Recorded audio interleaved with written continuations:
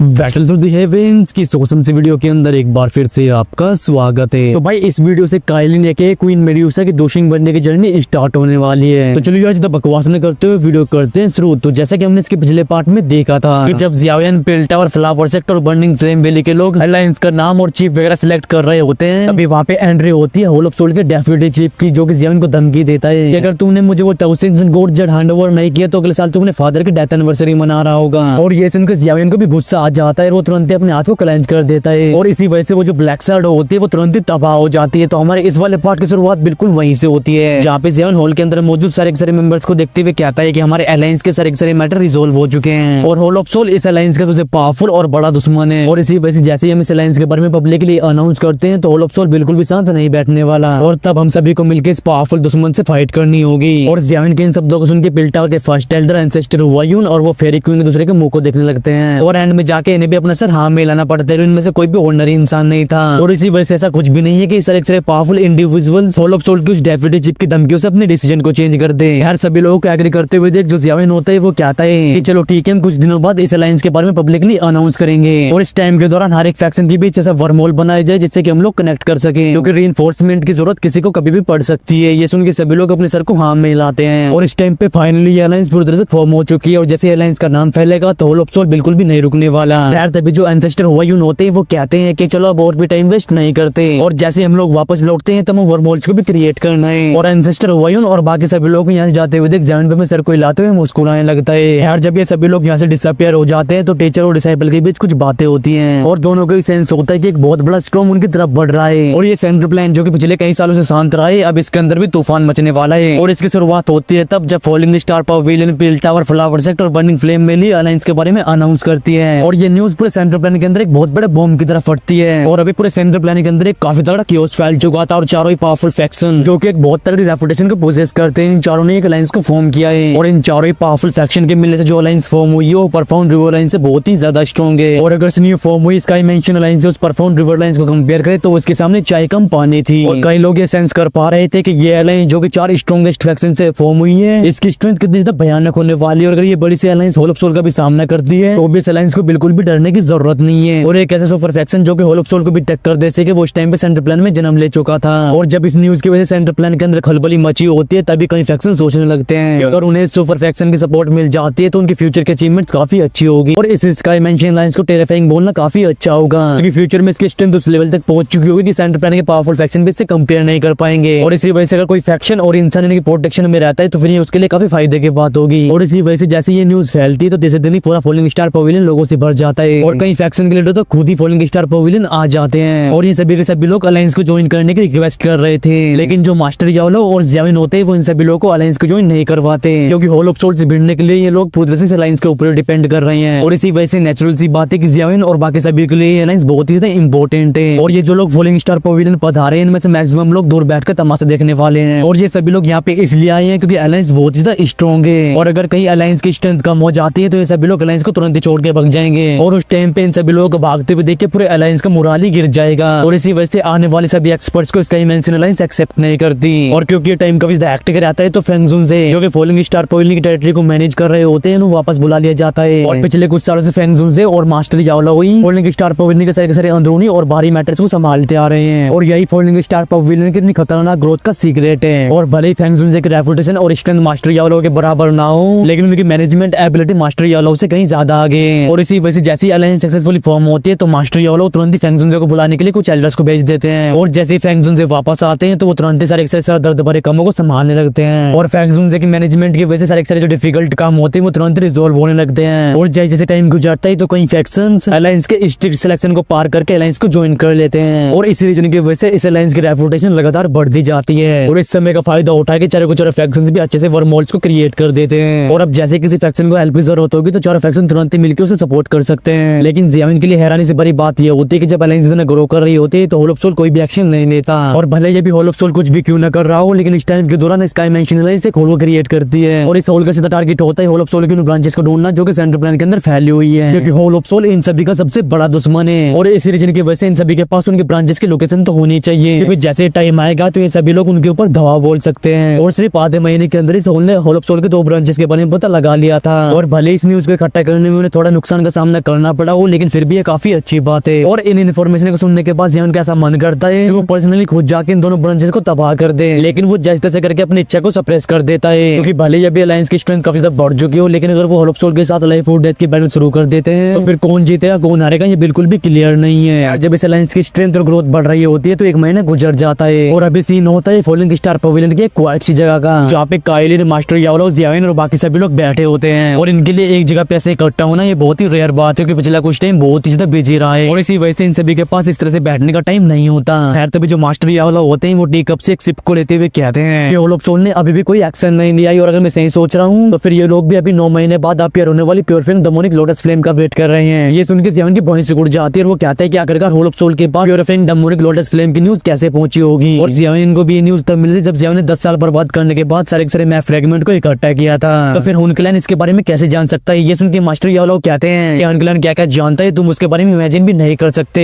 और ऐसा पहली बार नहीं है कि जब वो pure flame demonic lotus flame इस दुनिया में अपीयर हो रही है। और हुनक्लैन की फाउंडेशन बहुत ही मजबूत है, वो ना जाने कितने साल से एग्जिस्ट करता आ रहा है, और हो सकता है कि उनके पास पहले से इसके बारे में रिकॉर्ड्स मौजूद हो। और मास्टर यावलो की इस एक्सप्लेनेशन को सुनने के बाद जियाविन की बत्ती गुल हो जाती है और समझ नहीं आता कि वो क्या बोले। यार तभी जो जियाविन होते हैं वो अपने माथे को रगड़ने लगता है और उसके माथे के अंदर जो लाइट मौजूद है, और अगर एंड में जाके यूजलेस साबित होती है तो फिर जियाविन का मैप फ्रेगमेंट को ढूंढना एकदम टाइम की बर्बादी माना जाएगा। टीचर यावलो कहते हैं कि अभी pure flame demonic lotus flame को अपीयर होने में 9 महीने रह गए हैं, तो अब तुम्हें भी इसकी प्रिपरेशन में लग जाना चाहिए। और इस थर्ड रैंक की हेवली फ्लेम को हासिल करने के लिए होल ऑफ सोल बहुत ज्यादा टेरिफाइंग लेवल के एक्सपर्ट्स को भेजने वाला है, और इसी वजह से ये जो टाइम हमारे पास बचा हुआ है हमें इसके यूज करके बहुत जल्दी अपनी स्ट्रेंथ को बढ़ाना होगा। ये सुन के जियाविन हेल्पलेसली तरीके से कहता है कि दूसरी क्लास में एंटर करने के बाद अपनी स्ट्रेंथ को थोड़ा बढ़ाना बहुत ही मुश्किल होता है, और आने वाले 3 महीनों के अंदर शायद से मैं दोशिंग 1 स्टार के इंटरमीडिएट लेवल पे पहुंच जाऊंगा। और अगर इस हिसाब से देखा जाए तो जब वो purifying demonic lotus flame appear होगी तो तब मेरी strength maximum to maximum 1 star दोशिंग के पीक पे होगी। और जियाविन के इन शब्दों को सुन के मास्टर यावलो कहते हैं कि तुम्हारे बारे में बात ही कौन कर रहा है, मैं बात कर रहा हूँ काइलिन की, क्योंकि वो 7 कलर हेवन सोइलिंग पाइथन है, और अगर उसे सफिशिएंट एनर्जी मिल जाती है तो वो भी जल्दी से बेंशिंग क्लास में एडवांस कर लेगी। और एक 7 कलर हेवन सोइलिंग पाइथन की फिजिकल बॉडी बहुत ही ज्यादा स्ट्रॉन्ग होती है, और इसी वजह से काइलिन बेंशिंग क्लास में एडवांस करने के बाद भी एक जेन्युइन दोशिंग से फाइट कर पाएगी। और इस रीजन की वजह से जैसे काइलिन ब्रेक थ्रू करती है तो तुम्हारे लिए बहुत ही फायदे की बात होगी। और व्यूमर्स के हिसाब से गोकुलन की वो लड़की एंशिएंट वेस्टलैंड से वापस आने के बाद तुरंत रिट्रीट में जा चुकी है, और जब वो अगली बार रिट्रीट से बाहर आएगी तो तब गोकुलन के पास एक और जेन्युइन दोशिंग होगा, और अगर तब हम उसे इनवाइट करके हमें ज्वाइन करने के लिए कहते हैं तो ये भी हमारे लिए एक बहुत बड़ी बात होगी। और मास्टर यावलो के इन शब्दों को सुनकर जो जियाविन होता है वो कड़वे तरीके से मुस्कुराने लगता है। और काइलिन और यूनर दोनों की पोटेंशियल बहुत ही ज्यादा टेरिफाइंग है, क्योंकि इनमें से एक 7 कलर हेवन सोइलिंग पाइथन है जो कि एंशिएंट वॉर ड्रैगन से भी रेयर पड़ जाती है, और वहीं दूसरे के पास है legendary divine God blood line. और अगर ये दोनों ट्रेन करते टाइम अपने आधे एफर्ट्स को भी लगाते हैं तो इन दोनों को दुगना फायदा होगा। और अगर इन दोनों के पोटेंशियल से कंपेयर करें तो फिर जियाविन काफी ऑर्डिनरी लगता है। अब ये कमीना कौन सी पेन से अपनी किस्मत लिखवा के आया है, 2 लोंडे लेके बैठा है और दोनों ही भयानक लेवल की। जियाविन कहता है कि जब तक एक 7 कलर हेवन सोइलिंग पाइथन के पास सफिशिएंट एनर्जी होती है तो फिर उसे बेंशिंग क्लास में ब्रेक थ्रू करने में कोई परेशानी नहीं होनी चाहिए, लेकिन सारा मामला आके एनर्जी पे उगरा है, क्योंकि बेंशिंग क्लास में एंटर करने के लिए बहुत ही ज्यादा टेरिफाइंग लेवल की एनर्जी चाहिए, तो फिर ऐसी पावरफुल एनर्जी से भरी हुई जगह में कहाँ मिलने वाली है। ये सुन के मास्टर यावलो के चेहरे के हाव भाव काफी से सीरियस हो जाते हैं, और वो कहते हैं इस डाउकी कॉन्टिनेंट में एक ऐसी जगह मौजूद है जो काइलिन की बॉडी को सफिशिएंट एनर्जी प्रोवाइड करवा सकती है, और ऊपर से काइलिन के पास अभी वो extremely rare 9 colour origin stone मौजूद है, और अगर उसकी किस्मत अच्छी रहती है तो फिर वो एंशिएंट हेवन स्नेक किंग के लेवल पे इवॉल्व कर सकती है। और एंशिएंट टाइम में वो हेवन स्नेक किंग एक 9 कलर हेवन सोइलिंग पाइथन हुआ करता था।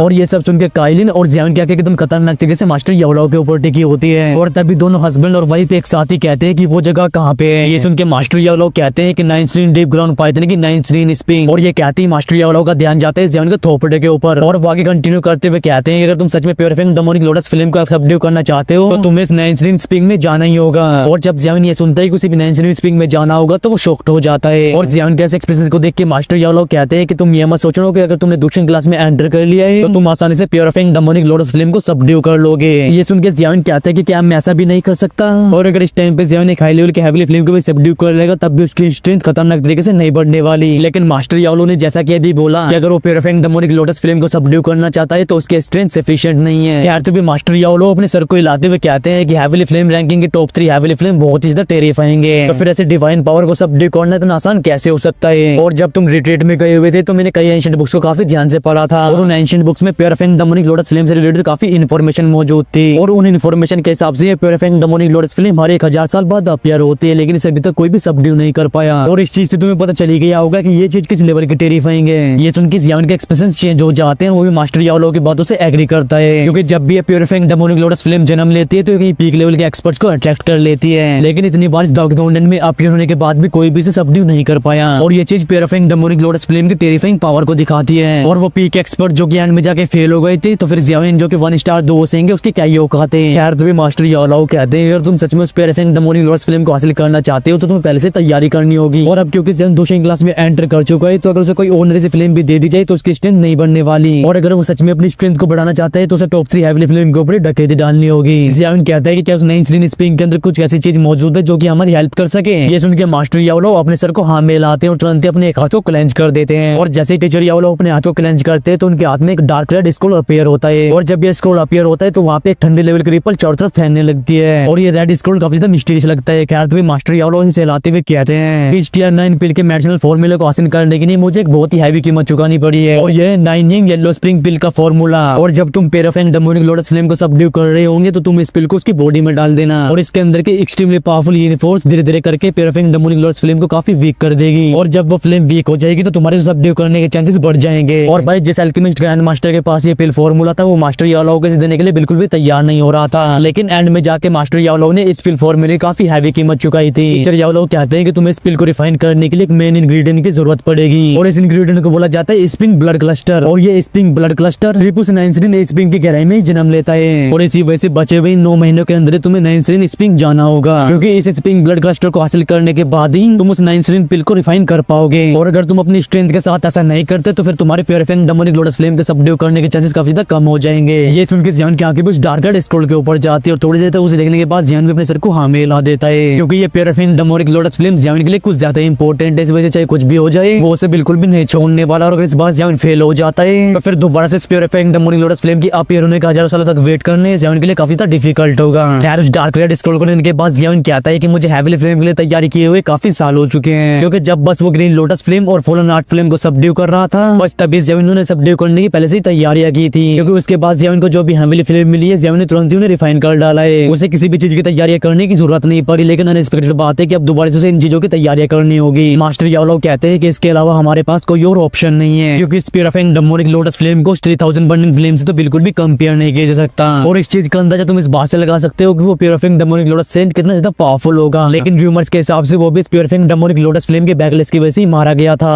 और जैसे ही मास्टर याओलाओ के सब ज़ियान के कानों में पड़ते हैं तो उसका दिल कांप जाता है। और अभी ज़ियान के एक्सप्रेशन भी काफी ज्यादा सीरियस हो चुके थे क्योंकि उस पेराफिंग डेमोनिक लोटस सेंट की पावर ज्यादा बनी तो दोशिंग के 9 स्टार पे तो पहुंच चुकी होगी। लेकिन उस टेरिफाइंग लेवल का एक्सपर्ट भी इस पेराफिंग डेमोनिक लोटस फ्लेम के बैकलेस की वजह से मारा गया। तो फिर ज़ियान के 1 स्टार दोशिंग लेवल की पावर उस पेराफिंग डेमोनिक लोटस फ्लेम का क्या ही बिगाड़ लेगी। यार तभी जो ज़ियाविन होता है वो कहते हैं कि लगता है कि मुझे हर हाल में इस पिल को रिफाइन करना ही होगा। अभी ज़ियाविन मास्टर याओलाओ से पूछते हैं कि कैसे नाइंसरीन स्प्रिंग को नाइंसरीन deep ground python tribe control करती है। ये सुन के मास्टर याओलाओ कहते हैं कि हाँ ये जगह अंडरग्राउंड में लोकेटेड है और वो जगह नाइंसरीन डीप ग्राउंड पाइथन ट्राइब के टेरिटरी में पड़ती है। और डीप ग्राउंड पाइथन ट्राइब के सारे लोग इसे अपना होली ग्राउंड मानते हैं। और कोई भी नाइंसरीन डीप ग्राउंड पाइथन ट्राइब का मेंबर जो कि ब्रेक थ्रू करने वाला होता है वो इसके अंदर जाके ट्रेन करता है क्योंकि इसके अंदर ट्रेन करने से उनका ब्रेक थ्रू काफी आसान हो जाता है। लेकिन नॉर्मल इंसानों के लिए इस स्प्रिंग का पानी एक डार्क और कोल्ड एफिनिटी को पोजेस करता है और जिस भी स्नेक बीस्ट के पास ऐसी एफिनिटी की पावर होती है ये उन सभी बीस्ट के लिए ट्रेनिंग की एक बहुत ही अच्छी जगह है। और अगर यहाँ तक कि मैं भी इसके अंदर एंटर करता हूँ तो इसकी कोल्ड एफिनिटी की वजह से मैं भी इसकी गहराई में जाने की हिम्मत नहीं करूंगा। टीचर याओलाओ मुस्कुराते हुए कहते हैं कि वो तो अच्छी बात है कि तुम्हारे पास 4 हेवीली फ्लेम्स हैं और क्योंकि हेवीली फ्लेम तुम्हारी बॉडी को प्रोटेक्ट कर रही होगी तो तुम उस स्प्रिंग ब्लड क्लस्टर को हासिल करने के लिए नाइंसरीन स्प्रिंग के डीपेस्ट पार्ट में जा सकते हो। वेल मास्टर याओलाओ के कहते के साथ ही हमारा ये वाला पार्ट यहीं पे खत्म होता है और इसके नेक्स्ट पार्ट में जो ज़ियाविन है वो अपनी काइलिन को लेकर जाएगा डीप ग्राउंड पाइथन ट्राइब में जहाँ पे ज़ियान का सबसे पहले सामना होगा एंशिएंट वुड ड्रैगन ट्राइब के कुछ मेंबर से। और अभी ज़िया के ट्राइब के लोग इस पाइथन ट्राइब में क्या कर रहे हैं वो तो हमें इसके नेक्स्ट पार्ट में पता चलेगा। तो इसके नेक्स्ट पार्ट के लिए वीडियो को लाइक करें और अगर आप लोग चैनल पर नहीं आए हो तो चैनल को सब्सक्राइब करके उस बेल आइकन को प्रेस कर सकते हो।